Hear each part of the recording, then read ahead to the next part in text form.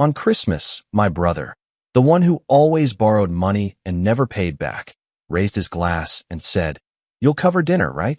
I said no. The next morning, he showed up with the bill anyway. But when he read the receipt, his hands started shaking. And the real twist was still waiting for him.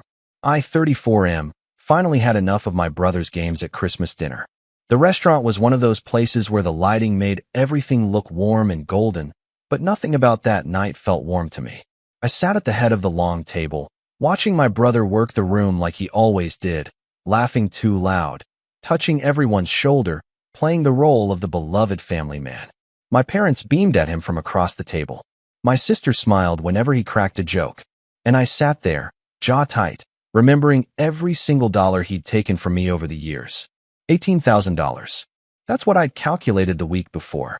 $18,000 borrowed over 7 years, each time with a promise to pay me back, each time with a story about why things were tight. The car repair that turned out to be a vacation. The medical emergency that became a down payment on a boat. The business investment that never existed. And every single time, I'd believed him because that's what family does, right?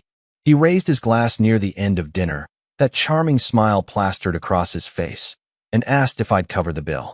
Not asked, really. Assumed. The whole table turned to look at me, expectant, like this was just how things worked. Like I was the responsible one, the stable one, the one who always picked up the pieces. I looked at him for a long moment, and I said no. The table went quiet. My mother's smile faltered. My father frowned. My brother laughed it off, said he was just joking, but I could see the calculation in his eyes, the slight panic. He flagged down the waiter and made a show of pulling out his credit card, playing the magnanimous host, though I knew he was probably scrambling inside. I paid for my own meal. I wished everyone a Merry Christmas. And I left. The next morning, my doorbell rang at 8 o'clock. I opened the door to find my brother standing there, looking haggard, with a piece of paper clutched in his hand. He asked if we could talk. His voice had that edge to it, that mixture of desperation and anger he got when things weren't going his way. I let him in. He followed me to the kitchen where I poured myself coffee and didn't offer him any. He put the paper down on the counter, and I could see it was the restaurant receipt from the night before. He asked me if I knew anything about this, his finger stabbing at the bottom of the page. I picked it up and looked. The total was significantly higher than it should have been for our party. An extra $2,000, to be exact. I looked at him and asked what he was talking about. His hands were shaking slightly as he explained. He'd paid for dinner last night on his credit card, gone home feeling humiliated but trying to maintain his dignity. And then this morning he'd checked his credit card statement. There was the restaurant charge, just as expected, but when he looked at the itemized receipt they'd emailed him, there was an additional charge he hadn't authorized. A private room fee. Except we hadn't used a private room. We'd sat in the main dining area. He demanded to know if I'd had something to do with it. His voice was rising. He accused me of tampering with his bill, of paying off the restaurant to overcharge him, of sabotaging him. I told him calmly that I had no idea what he was talking about.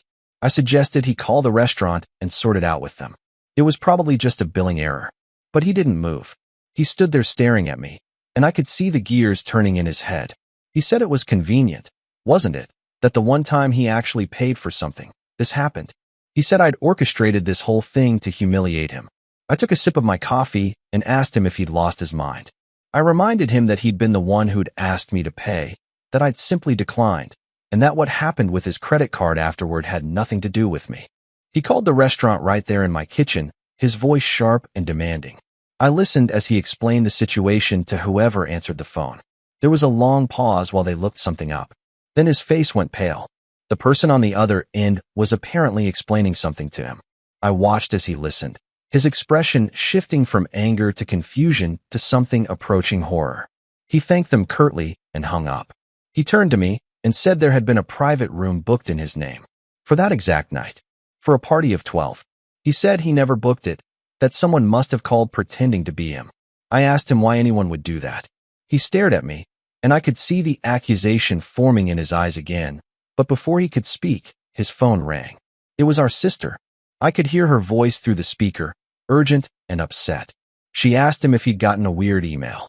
He put her on speaker and asked what she was talking about. She said she'd received an email this morning from what looked like an attorney's office. It was a formal demand letter requesting repayment of a loan. Her loan. The $4,000 he'd borrowed from her 3 years ago to help with his supposed legal fees. The email stated that if she didn't make arrangements for repayment within 30 days, they'd begin legal proceedings. My brother's face went white.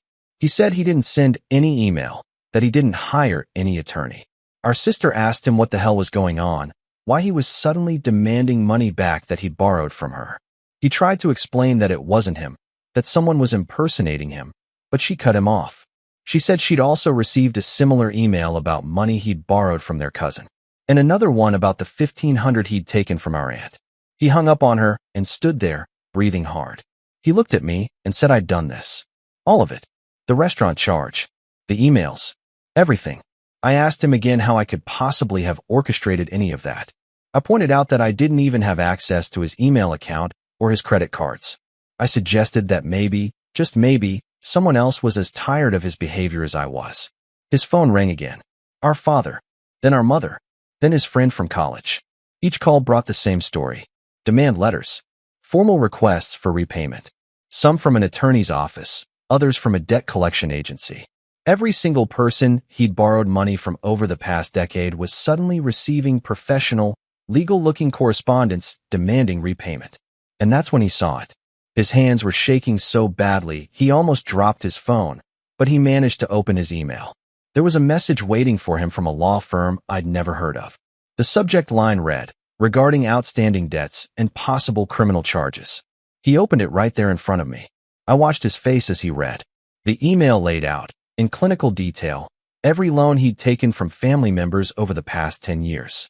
The amounts, the dates, the stated reasons for borrowing.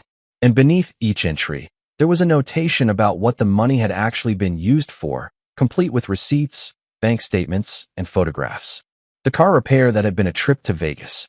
The medical emergency that had been a down payment on a boat he'd later sold. The business investment that had been gambling debts. Everything.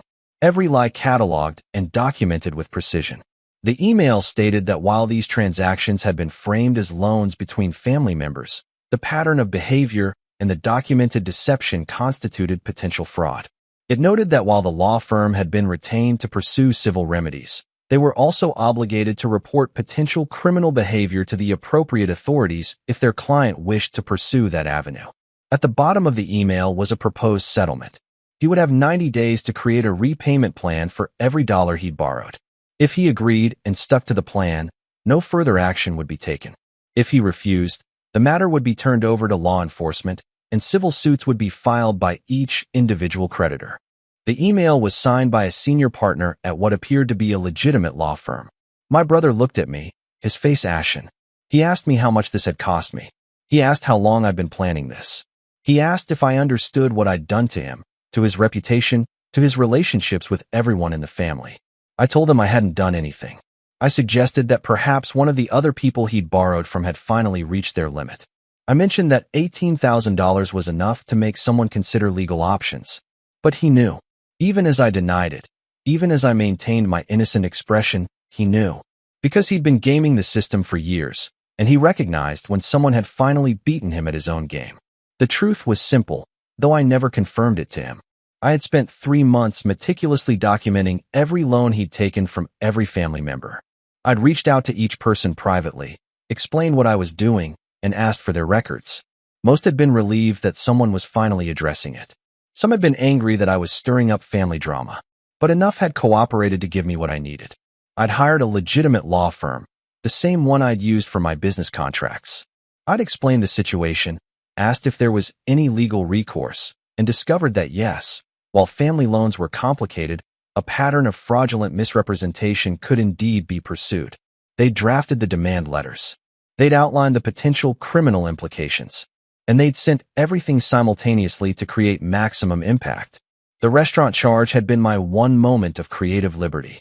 I'd called ahead the week before, explained that I wanted to book a private room for a party, and provided my brother's credit card number that I'd memorized from the one time he'd left his wallet at my house. I'd authorized a $2,000 deposit for the room, knowing he'd use that same card to pay for dinner. The restaurant had simply charged it to his account as authorized. Technically not legal, technically fraud on my part, but I'd made sure to do it in a way that couldn't be easily traced back to me. And I'd known he wouldn't make too much noise about it once everything else started falling apart around him. He left my house that morning without another word. Over the next few days, I heard from various family members. Some were angry at me, convinced I'd orchestrated the whole thing. Some were angry at him, finally seeing clearly what he'd been doing for years. Some were just confused and hurt. My brother tried to deny everything at first. He claimed it was all a misunderstanding, that he'd always intended to pay everyone back, that the law firm was making false accusations. But when confronted with the receipts and bank statements, with photographic evidence of his boat and his vacation and his expensive purchases, he couldn't maintain the lie. He did agree to the repayment plan eventually. He had no choice.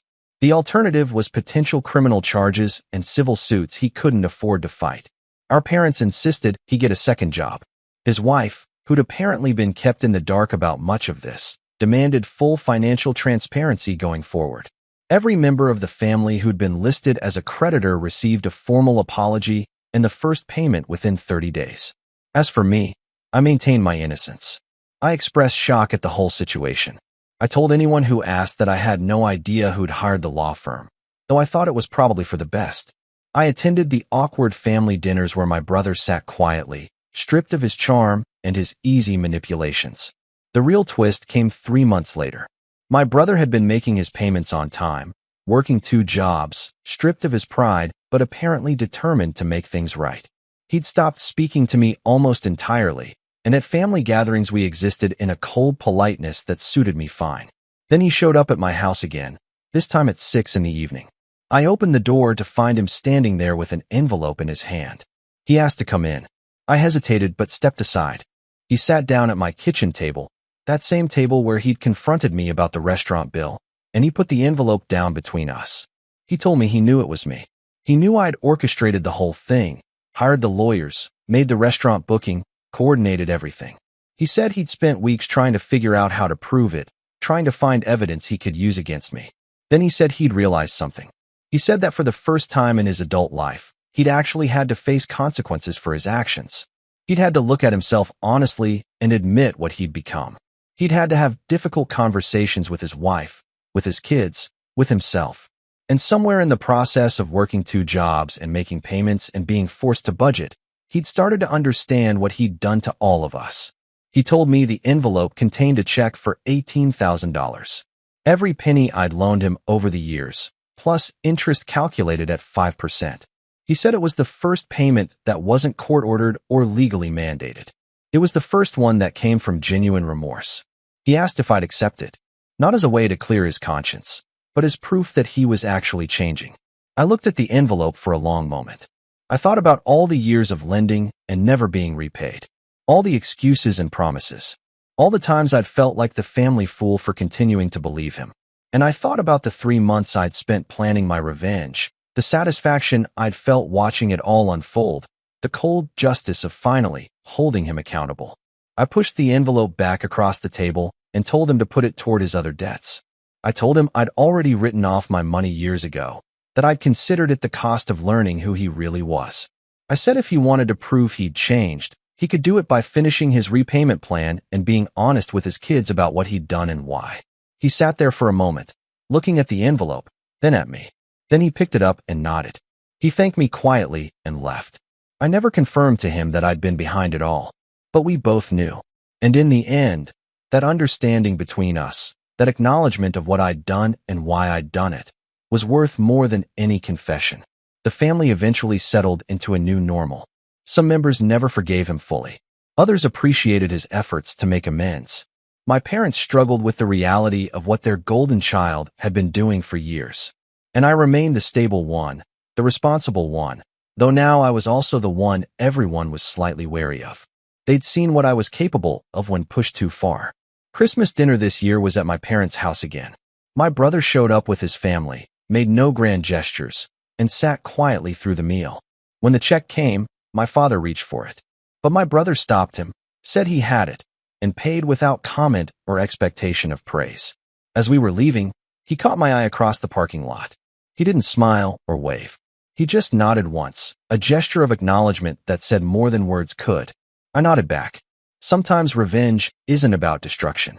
Sometimes it's about forcing someone to finally see themselves clearly. And sometimes, if you're very calculated and very patient, you can architect a situation where the person who wronged you has no choice but to grow into someone better. Whether my brother's change proves permanent remains to be seen. But at least now, every member of my family knows exactly what the cost of his charm has been. And I know that I'm capable of protecting myself and the people I care about, even if it means becoming someone a little colder, a little more calculating than I used to be. The $18,000 is still gone, but I got something better back, the certainty that I'll never be anyone's fool again.